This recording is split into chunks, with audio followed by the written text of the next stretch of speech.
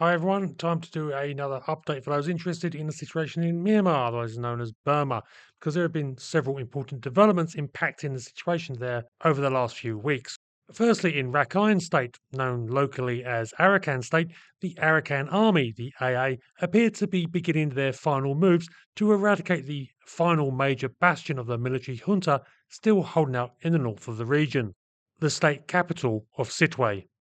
A critical defensive position in the mountains on the approaches to Sittwe fell to the AA in late January, and reports are coming in that artillery units of both the Arakan and the junta have been engaged in duels against one another. The capture of the strategic pass opens another route of advance into Sittwe, and the junta is frantically preparing for an assault. Reports are that the military has closed all ways in and out of Sittwe, including seizing control of all boats in the area, with residents being ordered to stay in the city and that anyone attempting to leave will be fired upon. Their reasoning seems to be essentially to hold the population of Sittwe, which numbers an estimated 150,000 people in the broader area, as human shields, and to make any attack by the Arakan as bloody and complex as possible. Sittwe is, as said, the last junta bastion in northern Rakhine, and its loss would represent a huge moral boost to anti military forces all across the country, as well as a significant blow to the junta's rapidly diminishing prestige.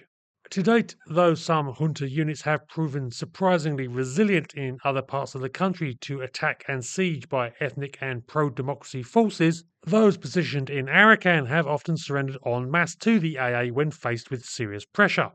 At this time, it is unknown what the caliber of the forces the junta has deployed in Sittwe are, but the preparations to force a bloody humanitarian disaster do not bode well, especially as residents report that food, medicine, and fuel are already running out in the cut-off city. The fall of much of Arakan to their indigenous resistance force has also begun to raise questions about foreign influences, particularly in the future of the region. Russia, China, and India have made huge investments in Rakhine, all made in partnership with the junta. For all three of these nations, Arakan, and particularly the coastline, is of huge strategic importance, and no doubt watchers will be keeping a close eye on how relations between these three and the Arakan develop, especially once Sittwe falls. In terms of foreign influence on the ongoing conflict elsewhere in the country, aid agencies are already reporting that the US decision to stop aid has begun to result in fatalities. USAID was a significant donor to both the International Red Cross and several other organisations that provided healthcare to refugees in Thailand and Bangladesh. The issue seems to be less about the quantity of aid received from the United States, more the sudden cessation has thrown the whole system into chaos as respective stakeholders all scramble to figure out how to rework their budgets, which are generally set in advance with aid donations, and just what is available to them now. In Thailand, the government and local volunteers are moving to boost their own assistance programs, but the sudden ending of funding has led to a crisis, with many clinics in refugee camps closing or else unable to source medicines and treatment.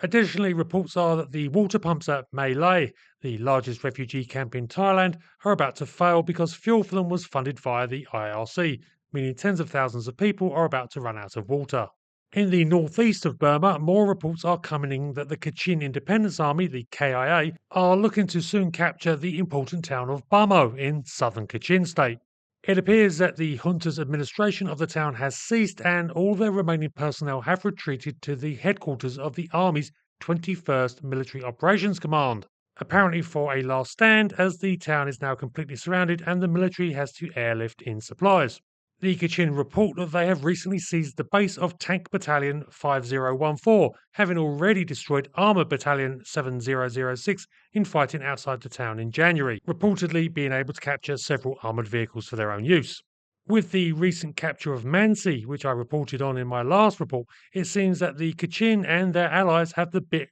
firmly between their teeth. However, they also report that they face constant attacks from aircraft and drones supplied to the junta by Russia and China, and for which they have few counters. That concludes this report. Hopefully, I can cover developments in a few other areas next time, particularly Karenni State, where interesting things are occurring both militarily and socially. But until then, stay safe and please keep the people of Myanmar in your thoughts.